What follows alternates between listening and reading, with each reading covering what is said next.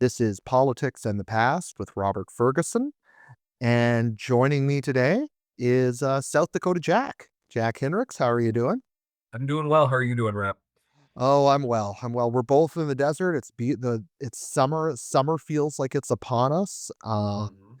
The Midwest is about to show up in the area as spring training is almost upon us. So Absolutely.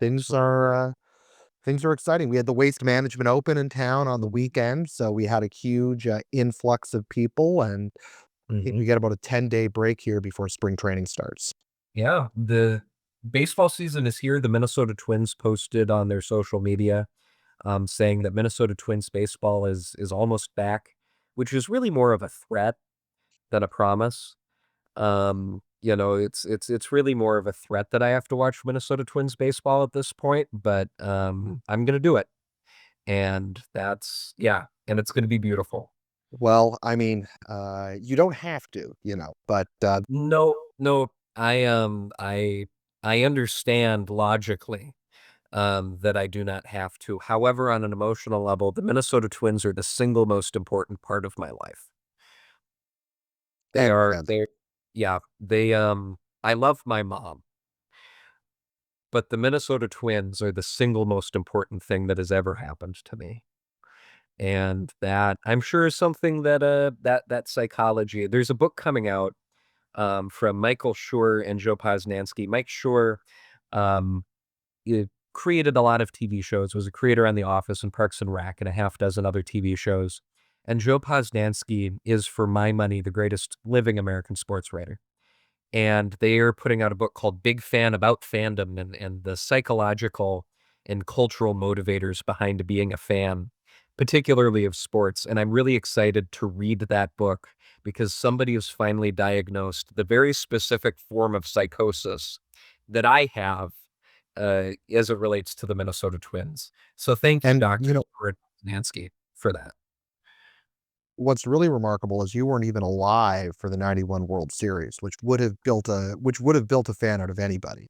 I was not alive for the '91 World Series. The owners of the Minnesota Twins, the Pohlads, whom I've complained about previously on this podcast, have done everything in their power to make me not a fan of the Minnesota Twins, to drive me away from Minnesota Twins fandom.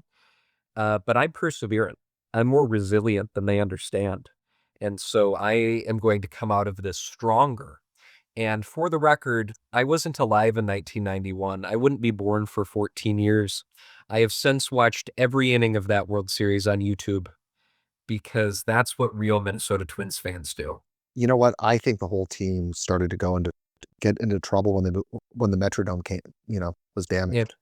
It, it, you You go know, back to the Metrodome with the plexiglass hmm and like the garbage bags over in right field.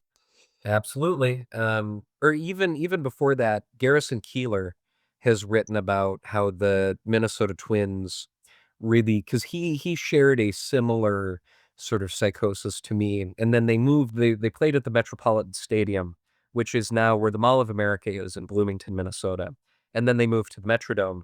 And he talked about when the Minnesota Twins went from playing outdoors to playing indoors, that's when they lost the romance.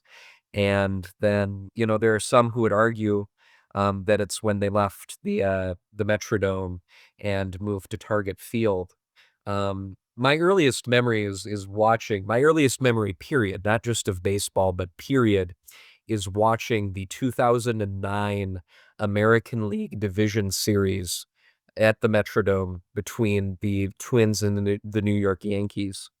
And I vividly remember we were in like the last row in the highest row in the highest part of the stadium.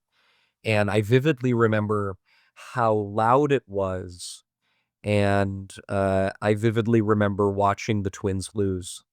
And that was the moment that I said, I am going to be a Twins fan for life. Well, fair enough. Um, Mhm. well, actually, the 1991 World Series is a really good pivot point because It is. most of today's episode we're going to be down in Georgia. And of Mhm. course, the team that the Minnesota Twins beat in the 1991 World Series were the Atlanta Braves. That they were. That they In were. and in Game 7, for those of you who are baseball fans but maybe don't know this, go find it on YouTube. Game 7, 1991 World Series. Maybe the greatest, maybe up until this most recent World Series Game 7, Mhm. maybe the greatest Game 7 ever played. Absolutely. That game set I mean, that whole World Series, because 'cause you've got Jack Morris, and I don't know if Jack Morris is a Hall of Famer. Burt Blyleven absolutely had the better stats, but my god, was Jack Morris in that World Series. And then you've got Kirby Puckett and the home run and Herb Carneal saying, "And we'll see you tomorrow night." God, how can you not be romantic about baseball? It's pretty fantastic. But anyways, before we jump into the Georgia, what's going on down in Georgia, we have announced this, we've teased this on several episodes, but we Mhm, are officially launching the 2026 midterm fantasy contest by Politics and the Past, which will allow anybody to there's a link on the socials. It will, and we'll put the link in the show notes to this as well. Anybody could mhm, submit a roster. You will pick from your roster will include 4 gubernatorial candidates and 4 senatorial candidates. It can be of any party. mhm, You there, for the most part, you cannot select an incumbent. I chose to call an audible in the Texas GOP Senate race, and you can select John Cornyn. And the reasons for that, you'll be able to figure out as you do your own research to put your team together, or you can go back to the a previous episode where we did a deep dive into what's mhm, going on in Texas. But otherwise, you cannot select an incumbent. You can only pick candidates that are facing largely competitive primaries and are in largely competitive states. So what that means is that you can't pick somebody who it's very obvious are going to win the primary, and whoever wins that primary always wins the statewide election. So for instance, you can't pick somebody in the South Dakota Senate race. I was very sad when I could not pick Mike Rounds to win that. I've put a lot of money into Mike Rounds' futures on Kalshi, and so when I wasn't able to, further double down on that, that really made me sad. Yeah, I mean, I'm sorry to I'm sorry you can't do that, but, the Yeah. idea is that you've gotta pick candidates that it's not a guarantee that they're gonna win anything. You will get 5 points if they win the primary, and you will get an additional 5 points if they win the general, and the person who has the most points at the end of the day the will win the trophy. There will be a Mhm, trophy or a plaque, and there will be a gift card associated with it as well, still figuring out the denomination, but this is mostly about bragging rights. We're real politicos here, and this is about bragging rights, and you will get absolutely. full bragging rights.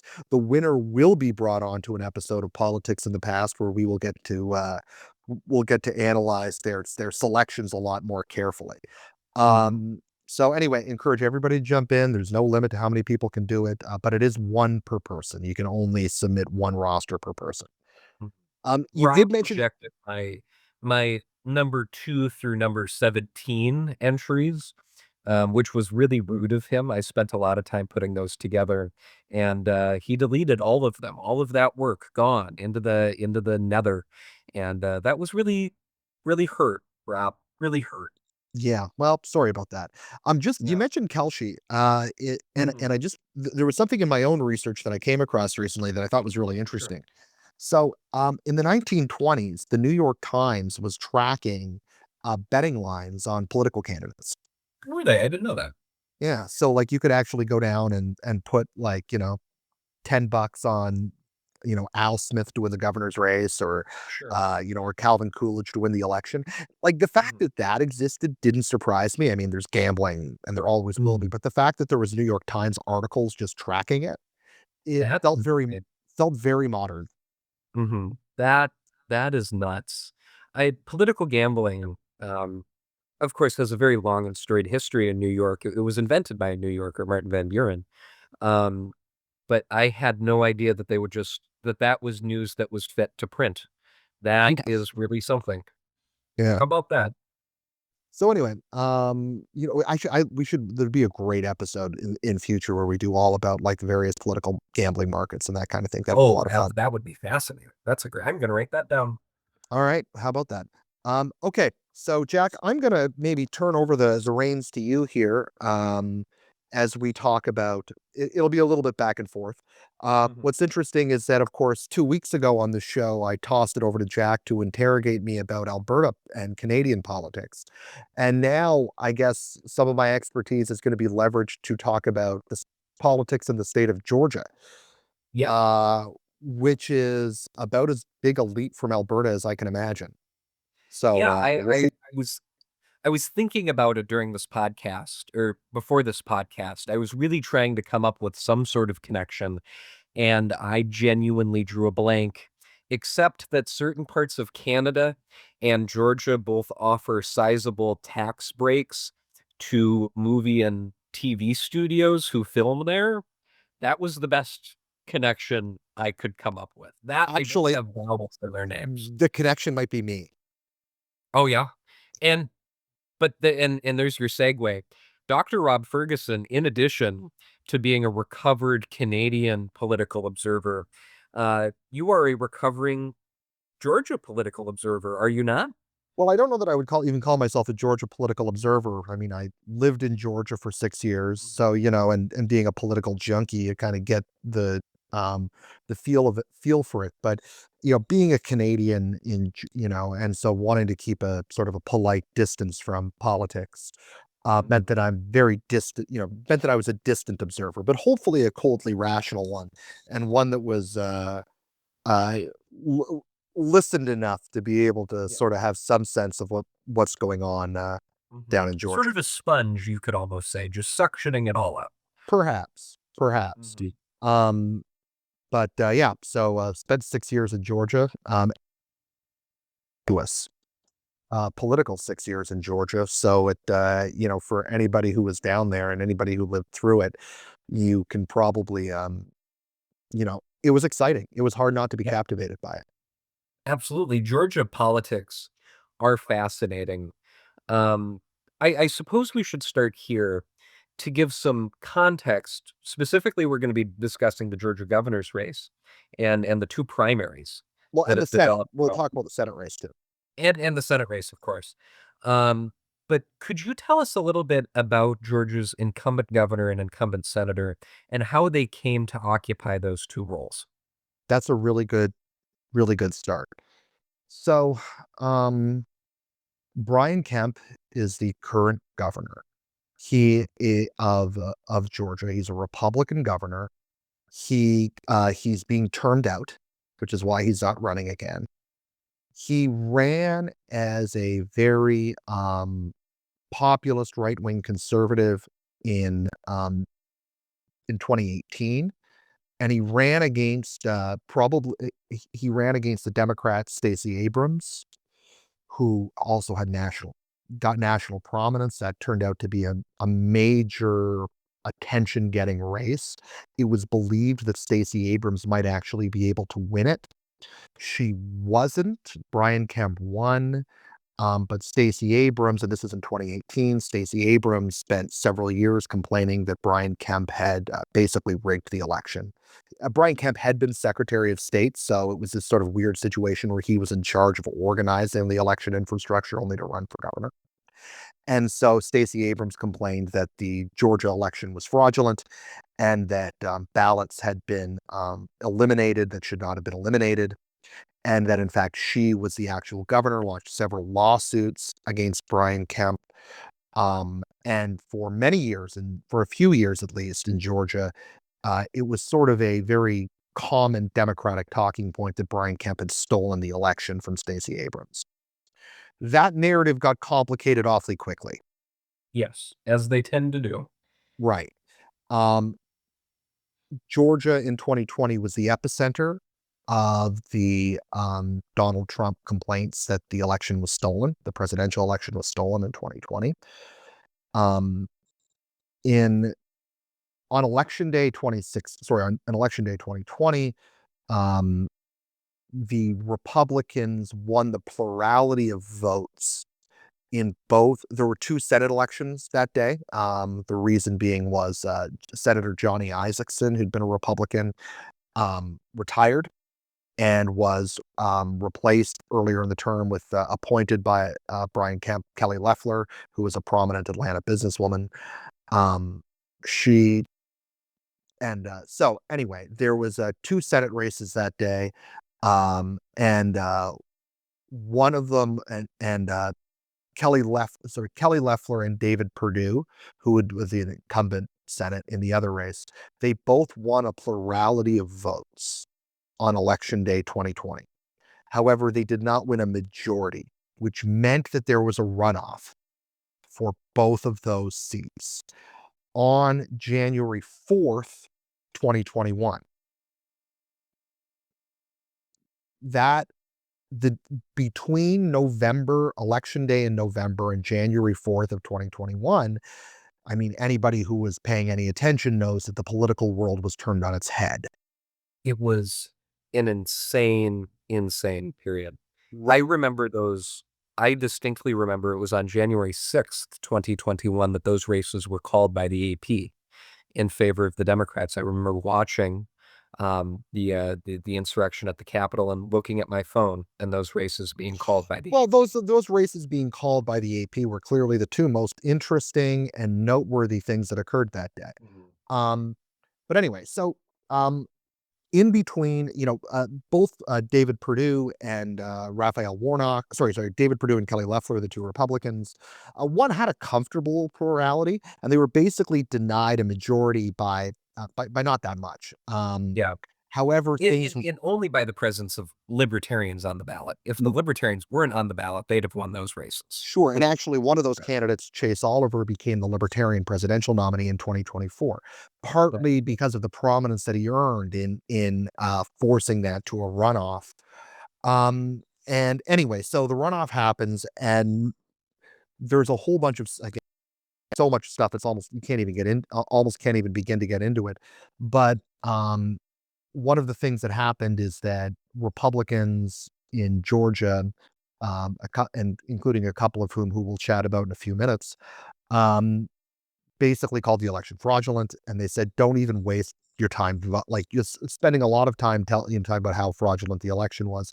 And what that did is that convinced a lot of Republicans in the state of Georgia, particularly in North Georgia, which is a Republican stronghold, that there Represented was no until very recently by Marjorie Taylor Greene. part of it was, yeah, and that there was not much point in voting because the election was so fraudulent that why should they even bother voting in the runoff? And that became a real problem. In fact, actually, the runoff might have been January 5th. It might not have been January 4th. I'm getting it confused with Trump's big rally in Dalton, Georgia, which was January 4th. And Dalton, Georgia's in North Georgia.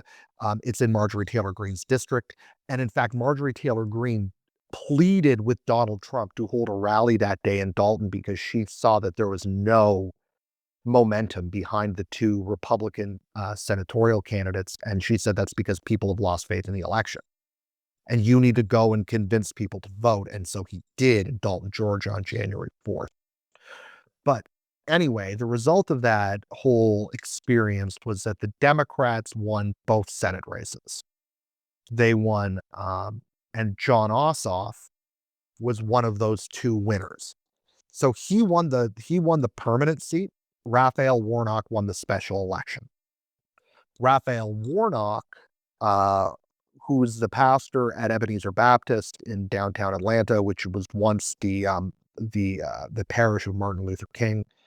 Um, Raphael Warnock then proceeded to win in 2022 this on the standard election cycle, the Senate seat against Herschel Walker was the Republican nominee. So Georgia has had two Democratic senators since that fateful day in 2021, and one of those two is John Ossoff. Brian Kemp, who I mentioned earlier, has been the Georgia governor throughout much of this. He was put in an awkward spot in 2020 because he had, it was his administration that oversaw the election in 2020. And he stood by his administration and said that the election was not fraudulent and that Joe Biden was the winner and should be named the winner. and distanced himself from any attempts to overturn it. He also distanced himself from Trump in many regards, not fully, but in many regards.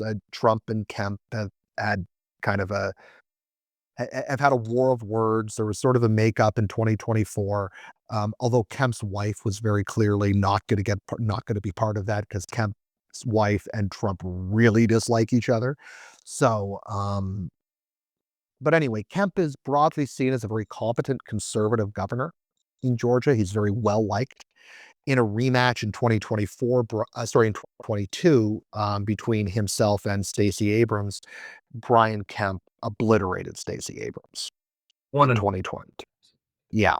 And he's, again, considered a very popular governor, conservative governor, socially conservative, signed the heartbeat law, was one of the most prominent anti abortion governors in the country, um, but generally seen as a very friendly to Main Street, to the Chamber of Commerce governor, stable absolutely. governor.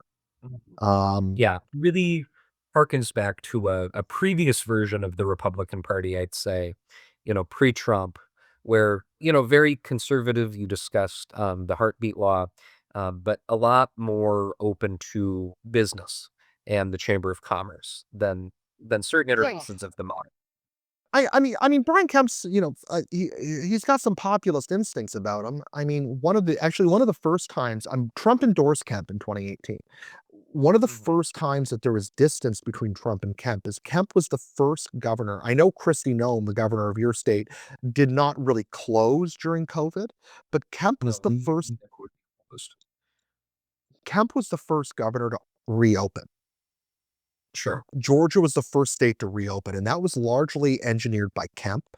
And he got a lot of heat from Trump for that. Trump said it was a dumb thing to do, and Kemp stood by it. And I think in Republican circles is generally well liked for that.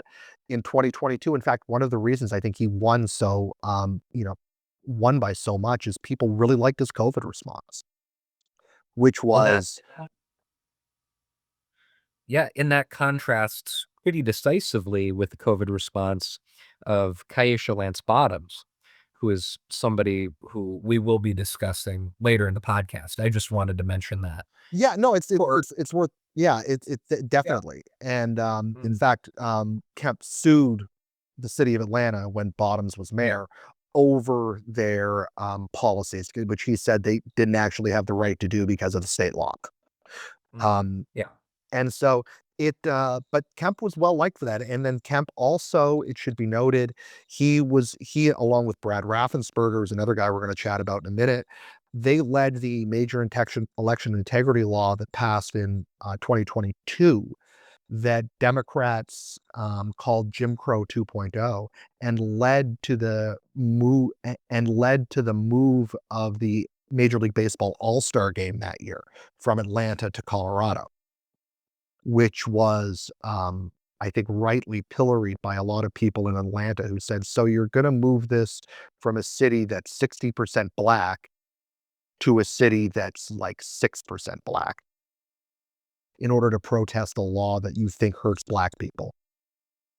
And actually, Stacey Abrams was harmed from that because she did not criticize the move probably assertively enough, and that hurt her later that year.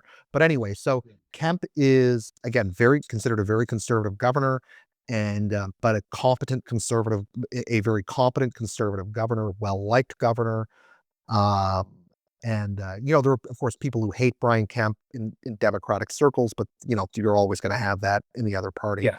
But I think generally there's a among the center of the Democratic Party a respect, if not a like, for Brian Kemp.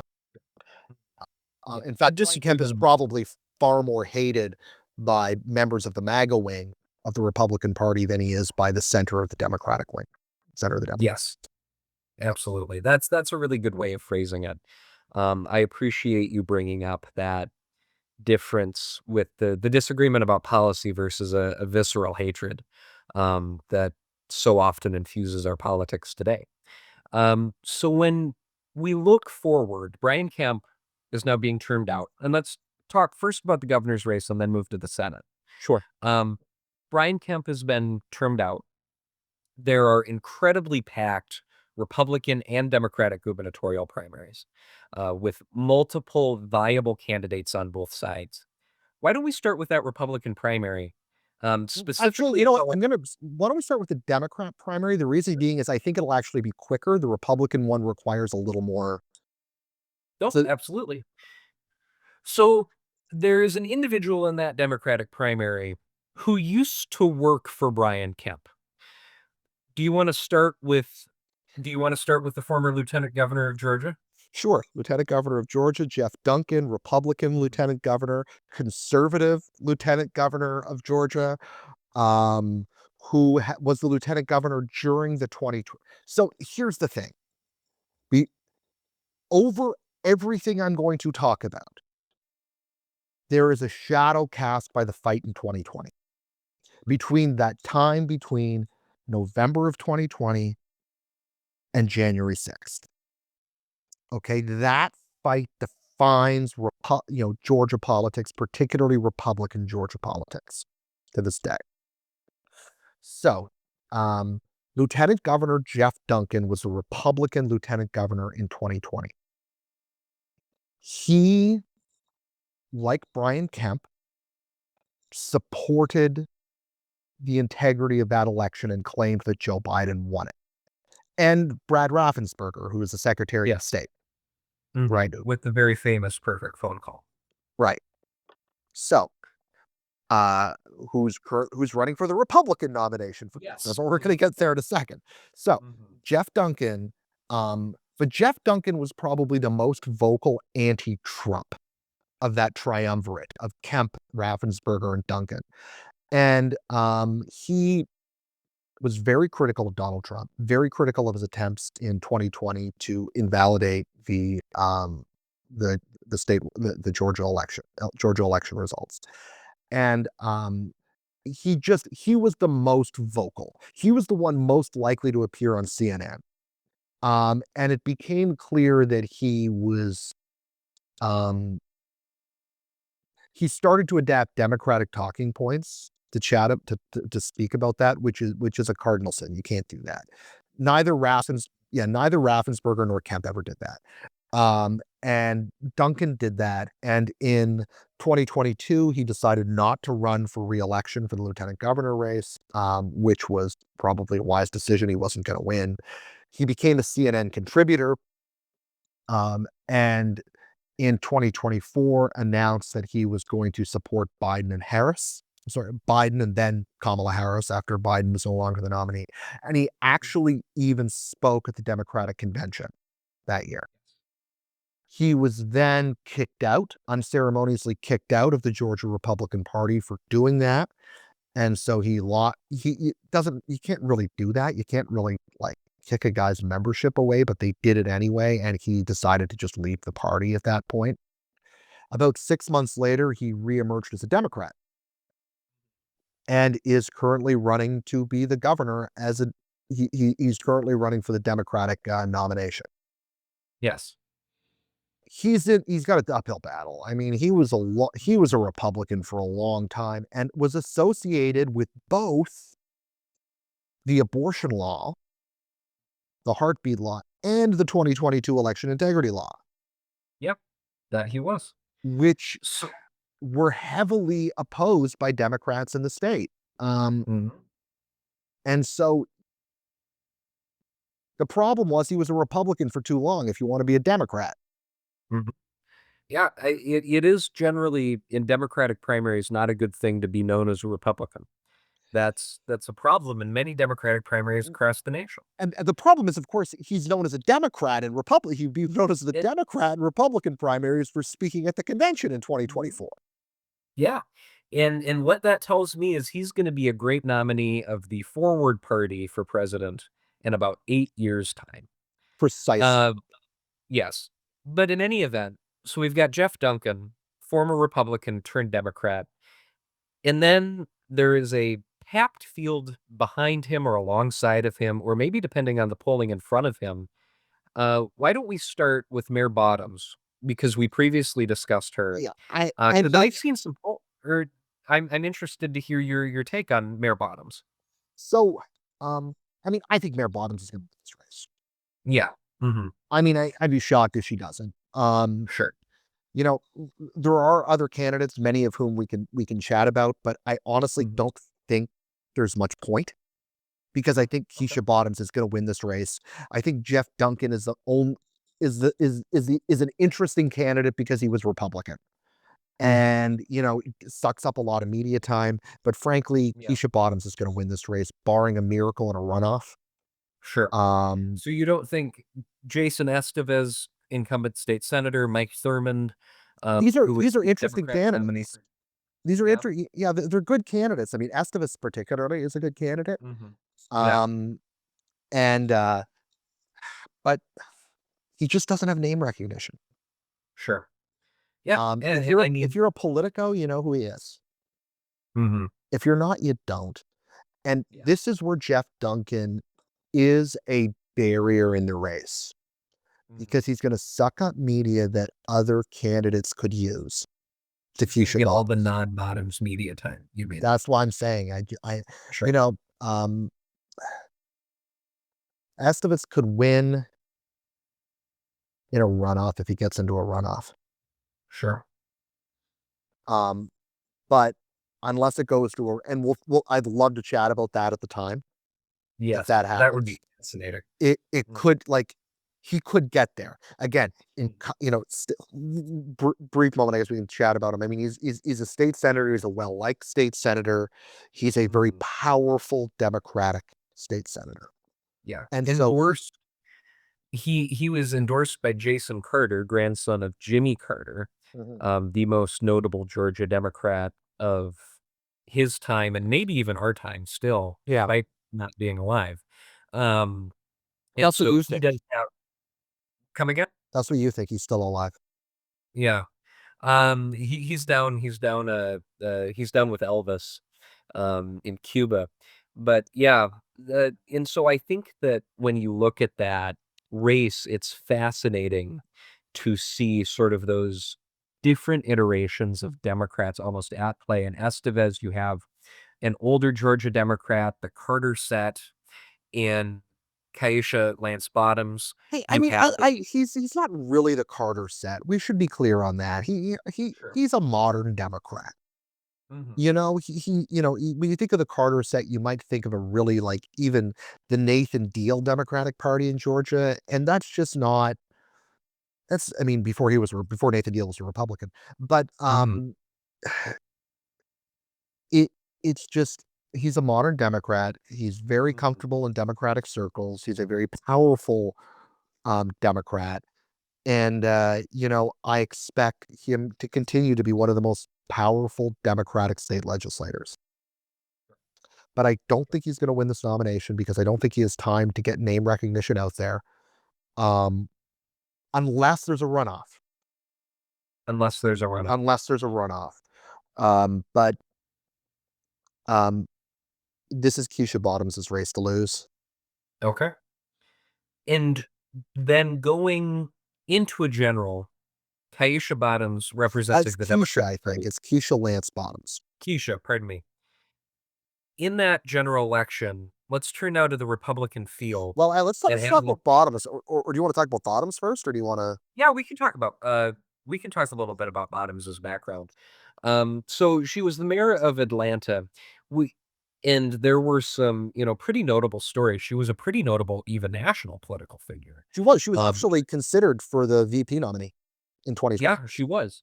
So I'm wondering if you can talk a little bit about sort of the notable news events that happened in Atlanta to bring her to the forefront, and then some of the scandals that she faced. So, um, Keisha Bottoms became mayor in a difficult spot. Mhm. Not just the events that ended up happening, but she was the hand-picked successor to Kasim Reed. And Kasim Reed was a two-term mayor of Atlanta. He termed out in 2018, I think. Um, he termed out in 2018. And Kasim Reed was a one-man mayoral operator. Kasim Reed is the iconic Democratic black mayor. Okay. He ran a machine. Kasim Reed runs a machine, a political machine.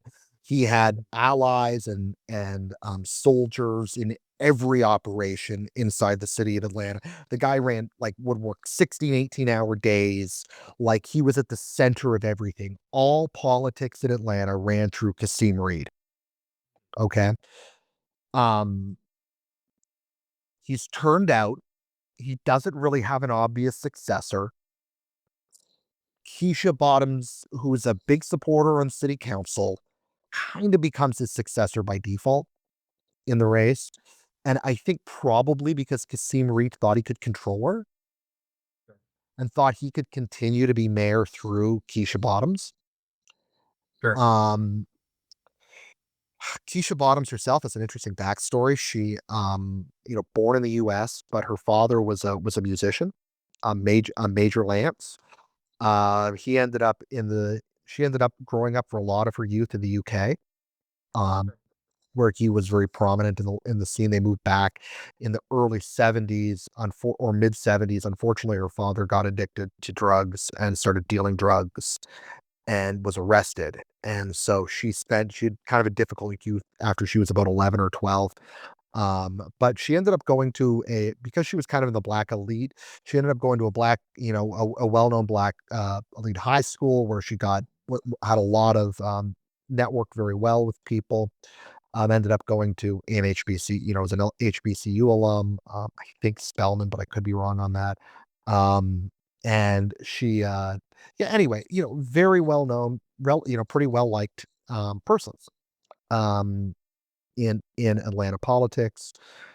She she becomes mayor in 20 with Kasim Reed's blessing in 2018, but she immediately inherits all of the baggage of the Kasim Reed years. And Yeah. she just doesn't have the same kind of control over operations as Kasim Reed did. Um, it will not surprise anybody to imagine that Kasim Reed was corrupt. And Kasim Reed, there were several scandals that really only exploded once he was out of office, and it was up to Keisha Bottoms to clean up. And Bottoms, unlike Reed, she was not the force of nature that Kasim Reed was. She mother of four, had four kids at home. Good luck working Yeah. 18-hour days with that. Yeah. Um, she she struggled to deal with that. Her entire cabinet she inherited from Reed. And she dismissed them all about 100 days, but it was almost 100 days too late that she dismissed them all, and that created a rift between her and Reed, so she never had really the support of Reed's, like, machine after that, and so she was really on her own, and, I say this to be in order to try to be sympathetic to Keisha Bottom. She was in a tough spot. There was an Iranian hack, of Atlanta IT computers, early on in her administration that she struggled with. There was a big fight over the airport, because there was a bunch of corruption associated with the airport, Kasim Reed.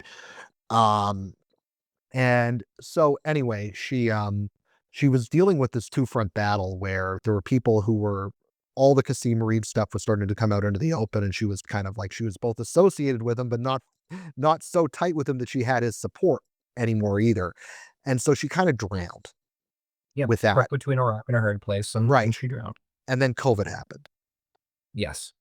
And then probably most importantly, the Rayshard Brooks issue happened, the Rayshard Brooks killing happened in Atlanta, and Mm. then the Atlanta riots, race riots happened in 2020.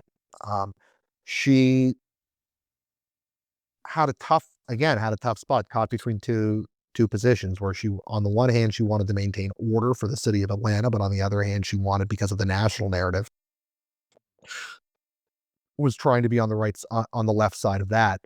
Um, she couldn't make a decision between the two. And honestly, if there's a complaint, there's a few complaints that can be levied against the Keisha Bottoms mayoral uh, administration. One is that she couldn't decide whether she wanted to be a national political figure or mayor of Atlanta. Sure. She never really clearly enjoyed being mayor of Atlanta. I think that criticism's a little unfair because, people were accustomed to Kasim Reed, who loved being mayor of Atlanta, Yeah. and, she was never gonna be Kasim Reed, Yeah. and so she was also caught between her mentor and Kasim Reed, and an era where Kasim Reed was almost, like, nuclear like radioactive to touch Yeah. in Atlanta, and I think she checked out. There's no doubt she Mhm. checked out. That was the main scuttlebutt on the street. The anecdotes were that this mayor is checked out. And Yeah. when she decided not to run again in 2022, people were thrilled. Yeah. And Andre Dickens is the new, becomes mayor in 2022. And one of the things that people love about Andre Dickens in Atlanta is that he's not Keisha Bottoms. Sure. Yeah. So that why Keisha Bottoms wants to be governor, I don't know. That was going to be my next question. Given all of that, given all of the, incidents and the scandal that has been attached with her through Kasim Reed, and then through COVID and through that sort of George Floyd summer, um, it why is she running for governor? I don't know. Maybe her kids are a little older now. She's like, I can be, Sure. I want to do this. There's a redemption arc associated with this. She Mhm. certainly has name recognition. I think Mhm. people nationally in Democratic circles think quite a lot of her because they remember her in 2020. Sure. And they thought she did a pretty good job. She was definitely kind of a quieter, more sturdy voice than Stacey Abrams in Yeah. 2020. So I think people kind of nicely compare her with Stacey Abrams. And I think that's across the aisle, by the way. That's not Mhm. just a Democratic thing. I think generally Georgians are think think nicer things of her than Stacey Abrams. Mhm. Um, but why? So she's not like people don't dislike her. Like, I don't Yeah. wanna give that Mhm. impression that people dislike her. They don't think they dislike her. I think it's mostly that they thought she was checked out, Yeah. she was indecisive, and that she was she never met the moment Yep. in Atlanta. And, Yeah. why she then thinks she can go ahead and run for governor, don't really know. I think her administration is generally having lived in Atlanta for that, most people considered her administration a failure just on the street, Sure. whereas people think quite a lot of Andre Dickens. Mhm. Who is it's not like he's right wing or anything like that. No. He's a very left wing Mhm. Democrat, but people tend to like Andre Dickens in a way that they just didn't really like Keisha Bottoms. So now that Sure. being said, she has a heck of a political machine. She Mhm. can raise money. And I think on name recognition alone, she's gonna win this primary. Sure. And so then going into the general, now that we have a better sense of who Keisha Lance Bottoms is, going into the general, do you feel that her machine, her national connections, her ability to raise money outweighs those defects or the damage that that history can cause? Or do you think that that history and her record in Atlanta is sort of going to overwhelm her ability to raise money and her organizational prowess? I don't think it's gonna be a major problem, to be honest, in Sure. the general. Mhm. Because ultimately it's gonna come down to Democrats versus Republicans in the general. Yeah. And she has enough ability to be able to pull Democrat votes out. Mhm. I mean, I think she Yes. can win. I think I think she can well, sorry, I should rephrase. I think she can win given the right circumstances. Sure. Yeah. No, that's I for what it's worth, I agree. But some of that's going to depend upon our opponent. And so now we should turn to the Republican primary, which, as you alluded to earlier, is not just fascinating in its own right, is potentially more divisive and competitive and explosive than that Democratic primary. Rob, who do you want to talk about first? Oh, I don't know, man. It's amazing. This is the greatest race. There, This is the there's greatest other than Crockett, Tallarico, this is the best race in the Mhm. country. There are a half dozen fascinating, live wire candidates in this primary. The I suppose let's start maybe at the top and work our way down. I would imagine that the front runner is Burt Jones, Burt if only by virtue of the fact that he's been endorsed by President Trump. Yeah, Burt Jones is is the preferred candidate of Donald Trump, at least he was until a week ago. Mhm. More on that in a minute. Yes. He'll continue to be the preferred candidate of Trump, at least officially. Unofficially, not so sure. But, Sure. Lieutenant Governor Burt Jones is, for lack of a better word, and, we don't have endless time here, so I'm just gonna say he is the primary MAGA candidate in this race. He was an outspoken proponent of Trump's attempt in 2020 to overturn the official election results. He volunteered to be one of the members of one of the alternative electors in the Electoral College. He has been an absolute MAGA stalwart really from 2016 onward. And Absolutely. there is no daylight between him and Donald Trump on any issue. No, absolutely not. And Absolutely. he has had a lot of fights with Brian Kemp that were picked. He's had certainly Mhm. a lot of fights with Brad Raffensperger, the Secretary of State, and a Mhm. lot of fights inside of Georgia. The Georgia Republican Party is not going to surprise anybody, is split in a couple of different ways. The MAGA wing on the one hand and the establishment wing on the other. And it is in Georgia that fight is even more nuclear than it is in most states, and that's a legacy of 2020. Because the establishment wing lined up behind saying that Joe Biden won that race. They said it through gritted teeth, but they said it, Yep. right? Whereas the MAGA wing has always claimed that it was a fraudulent election and it was stolen.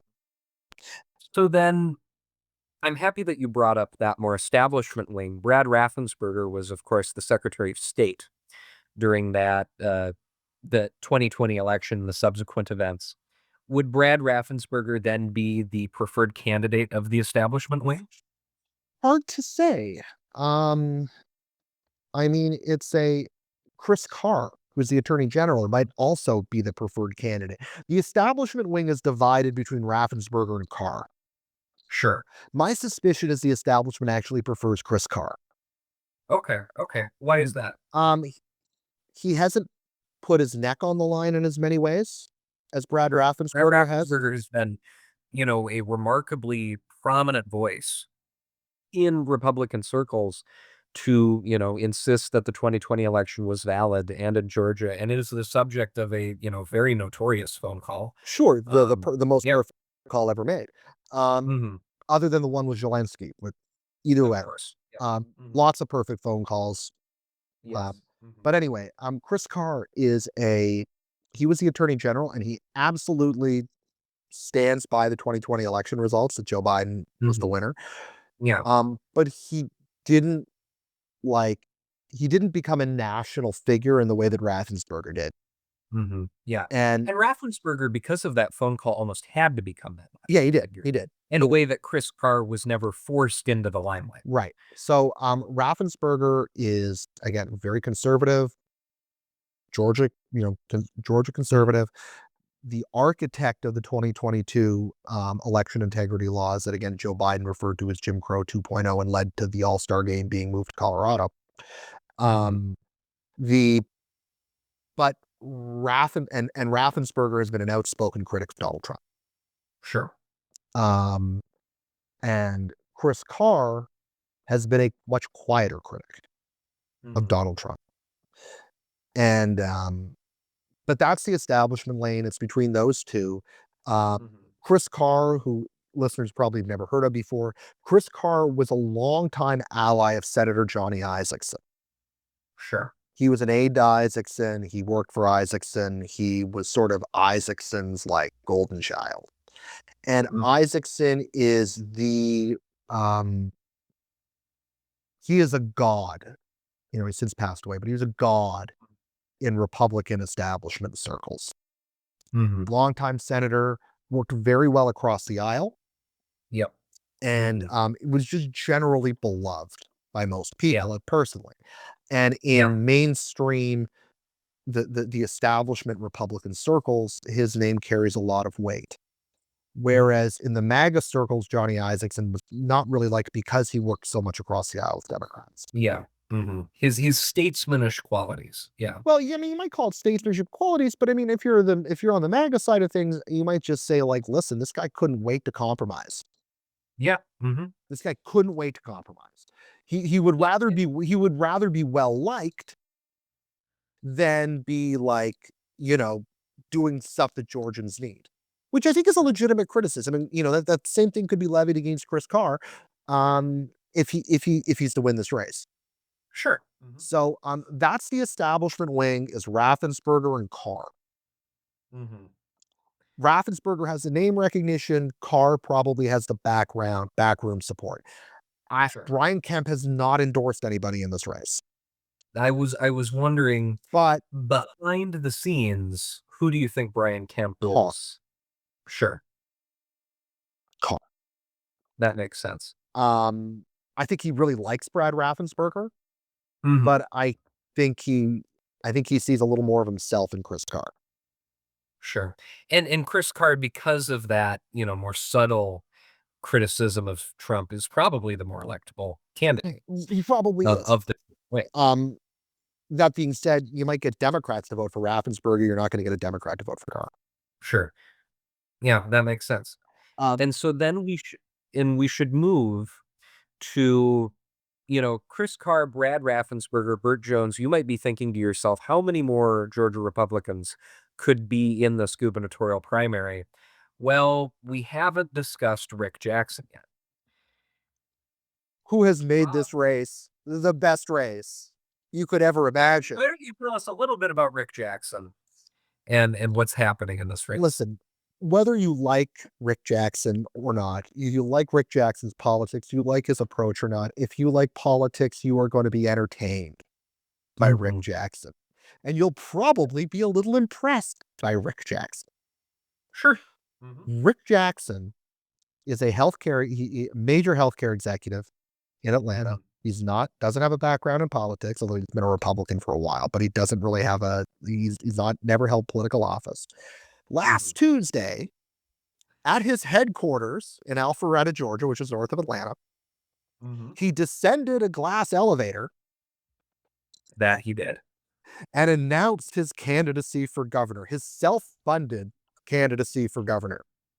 He has $50 million. He $50 million. has said he's going to put $50 million of his own money into this race. Now, why Mhm. you would spend $50 million to be governor, I don't know. It doesn't really. Who knows? But Who he knows? wants to be governor.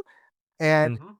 so Jackson, Jackson is trying to seize the MAGA lane here.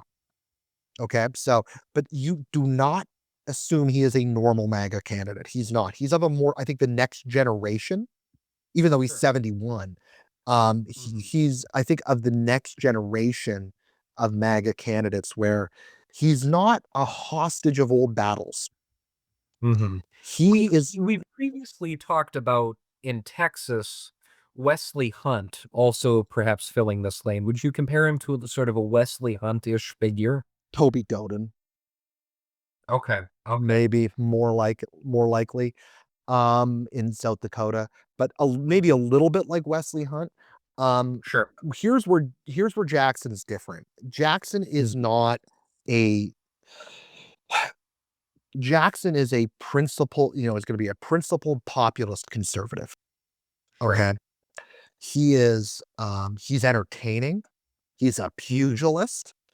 I mean, Mhm. so here's actually before you assume Jackson is some sort of because he's a healthcare executive, before you assume he's some Georgia blue blood, he is not. He grew up in the Mhm. foster care system. Sure. This is truly a rags to riches story. He grew up in the Atlanta projects in a foster care system, the foster care system. Worked his own way up. This guy was not given benefit in privilege in any way. And one of the first things that he did after getting the nominee is he attacked Keisha Bottoms. And he basically, remember earlier I said Keisha Bottoms was the daughter of a prominent musician, spent a lot of Uh-huh. time in the UK and was sort of among the black elite in Atlanta. Mhm. Jackson basically said, Keisha, I've spent more time in the projects with you. I know the projects better than you do. Wow. Wow. And Jackson, oh, the thing that has brought him notoriety up until this point in Georgia is his Mhm. work on behalf of the foster care system. He is a major philanthropist in the foster care system in Georgia. That is where his heart is, Mhm. has been in uplifting kids in the foster care system in Georgia. But this guy's a pugilist and he fights like a dog. Mhm. And MAGA's gonna love that he fights like will admire his fight like a dog characteristics. Um, Sure. his policy proposals are interesting and smart, frankly. They're not they're not dumb. You know, it's like Yeah. 50% reduction in property taxes, lots of pro-business stuff in there, but not Mhm. the, not sort of traditional Georgia business way, which is we're gonna try to attract film industry and Yeah. stuff, that kind of thing. Really about small business in Georgia and, for like, and some landowner stuff. We talked a little bit about in South Dakota, the property tax issue with the explosion of valuations.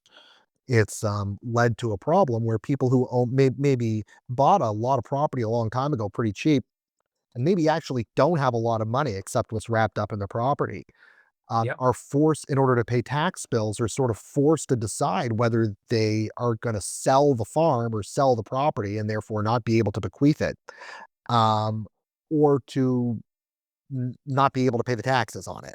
Like Yep. it is a problem. And Mhm. Atlanta Absolutely. has exploded in property values, and the areas around Atlanta have exploded. So this is a big issue.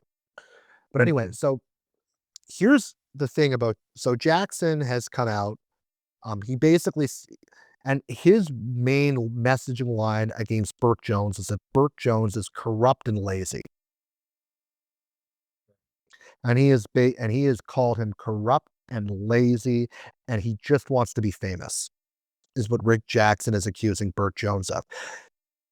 In December, there was a $5 million ad by a very shady pack called Georgians for Integrity. Okay. Now, Nice vague name. yeah, now it's registered in Delaware. It's got lawyers who are, but it's not a traditional PAC. It's like a social justice thing.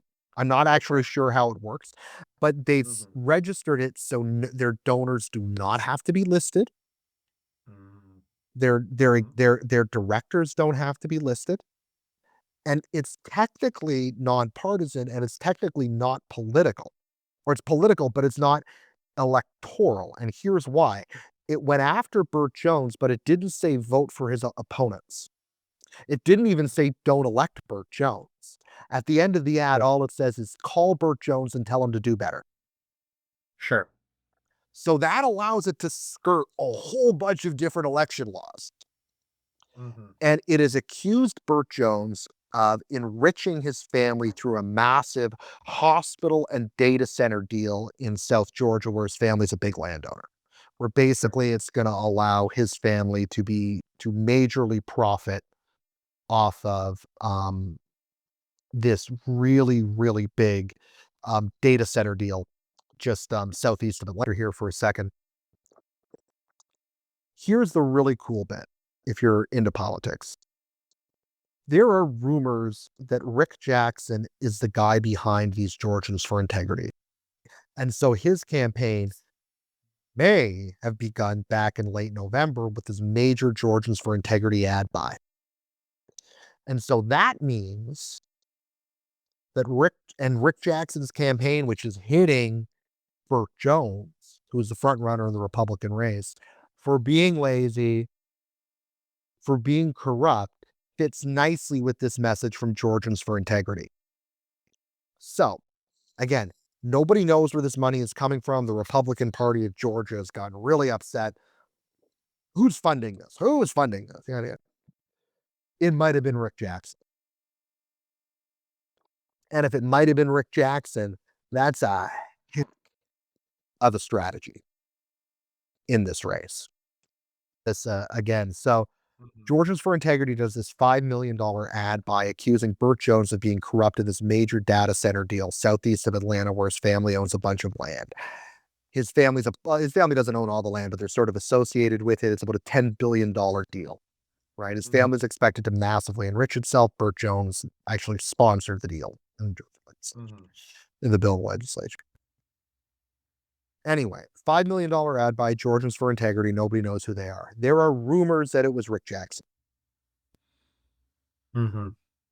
We can't You've got to prove it. wonder, you've got to wonder, does that $5 million then count against the 50 million that he's Doubtful. dedicated to the That's race? different. I don't know he'll ever admit to this. I don't think he'll never admit to it. Again, I'm not in order to avoid being accused of libel or slander.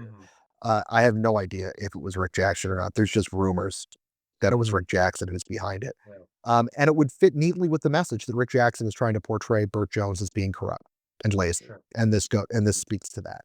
This built a lot. You couldn't turn on a football game in Georgia without seeing this ad.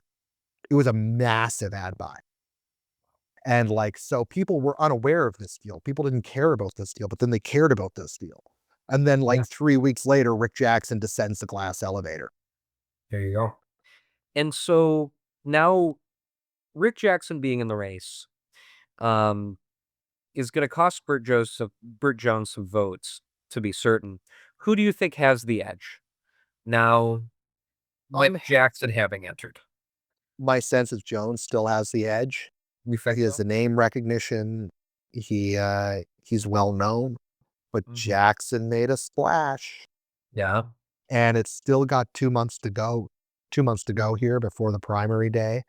Um, Jackson's going to spend $50 million of his own money saying like to allow people to know who he is. Mhm. Yeah. And And yeah. And and if so basically anyway, his big thing is like, you know, if you elect Burt Jones, you get incompetent MAGA, who's going to basically just give the states over to Democrats, even though he doesn't want to. Mhm. And on the other hand, or you can vote for Republicans who are going to govern like Democrats. In the case Mhm. of Karl Raffensperger, it says, or you get me, who's competent, Yeah. knows what he's doing, and can govern with basically to MAGA principles. But I should note with Jackson, he Mhm. is not, he does kind of couch his talking points a little bit in the sense that Sure. like he's not likely not extremely, he's not, he's full throated in the MAGA side of the party, but I wouldn't put him at the right edge of that. Sure. I put him kind of right in the center of it. Sure. Yeah, and that's such a fascinating dichotomy. Do you think, going back to the establishment wing for a moment, if one of them dropped out, if instead of having two establishment candidates, there was just one taking on Jones and Jackson, would they have a chance? Or is that just not at all? Doesn't matter with the runoff. Doesn't matter with the runoff rules. Doesn't really hurt you one way or the other, Sure. probably.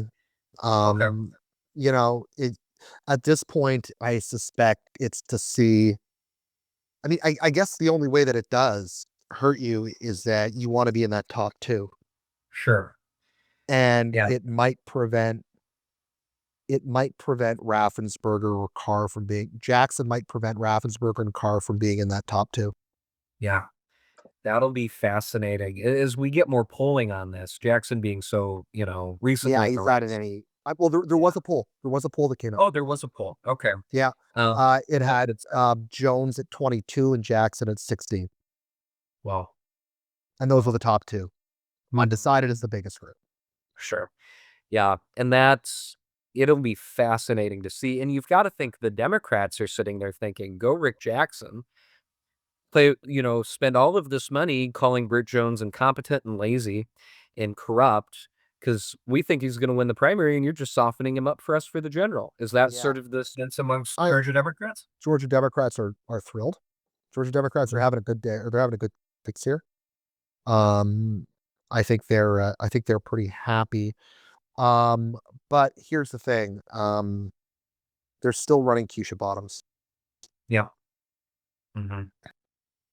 and Yep. Keisha Bottoms. I just don't think I don't. Can she beat Burt Jones? Yes. Mhm. Will she?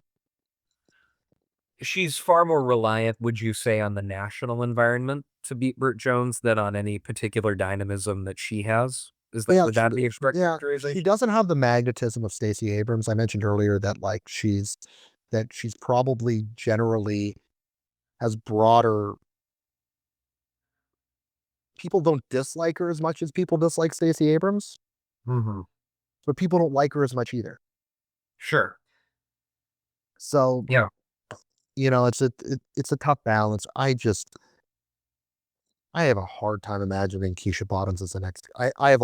It is far easier for me to imagine Burt Jones as the next governor of Georgia than Keisha Bottoms, but I could be wrong. Sure. Yeah.